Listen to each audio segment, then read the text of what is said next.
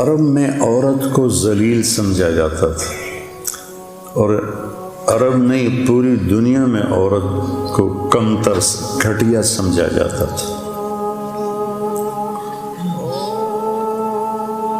عرب تو زندہ ہی دفن کر دیتے تھے اپنی بچیوں کو، یا گلا گھونٹ دیتے تھے اور پھر دفن کر دیتے تھے۔ ہمارا ہندی معاشرہ ہے، اس میں بھی عورت کا کوئی مقام نہیں، وہ بیوہ ہو جائے اس کی شادی نہیں ہو سکتی، بیٹھی رہے، چاہے جوانی میں بیوہ ہو گئی بیٹھی رہے ساری زندگی، اس کا وراثت میں کوئی حصہ نہیں۔ ہندو دھرم میں بچی کی وراثت، ماں باپ مر جائیں تو ان کے پاس جو جائیداد ہے اس میں بیٹی کا کوئی حصہ نہیں۔ اٹلی میں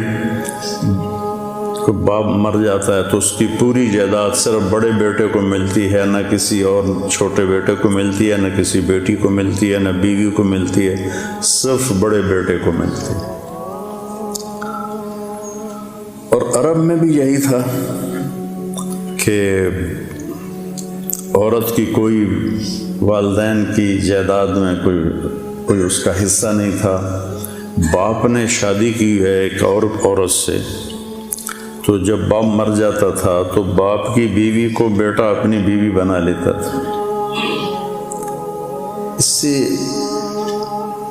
سے بھی میں ایک بادشاہ نے 500 بیویاں رکھی ہوتی تھی، 600 بیویاں رکھی ہوتی تھی۔ چنگیز خان کی 500 بیویاں تھیں، اب سوازی لینڈ کے بادشاہ کی 700 بیویاں تھیں۔ تو یہ ایک ظلم تھا، وہ 700 بیویوں کا حق کیسے ادا کرے گا؟ تو اسلام واحد دین ہے جس نے آ کر عورت کو عزت دی، مقام بخشا، کسی بھی روپ میں ہو اس کو مقام بخشا ہے۔ تو میرے گھر کی زندگی بتا رہا ہوں میں، اللہ نے شروع سے دیکھو آدم کو مٹی کے پتلے سے بنایا، وہ پتلا 40 سال پڑا رہا ننگ، ساتھ ہوا کا بھی پتلا بنا دیتے، وہ بھی پڑی رہتی ننگ دھڑنگ، ایسا نہیں کیا۔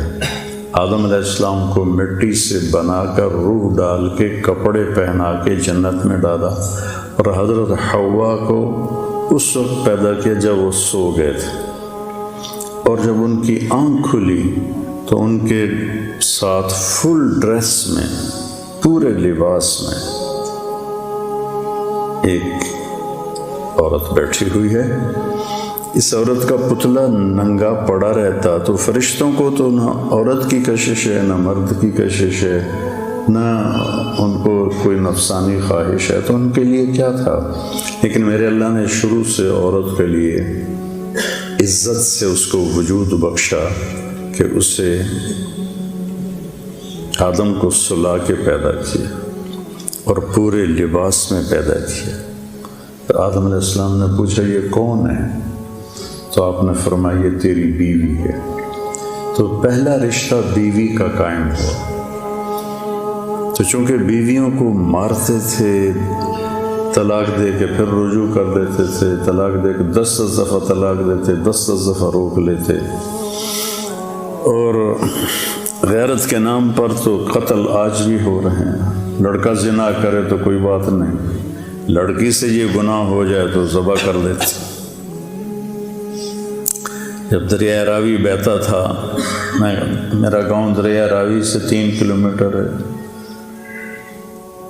زیادہ سے زیادہ، ایسے سیدھا جائیں تو سڑکوں کے بغیر، کتنی بچیاں اس میں بہا دی گئیں گلے کاٹ کے، اور بیٹا الو کا پٹھا ساری زندگی زنا کرتا ہے، تو کہتے ہیں جی چھوڑ چھک کریں، کوئی نہیں چھوڑ چھک کریں۔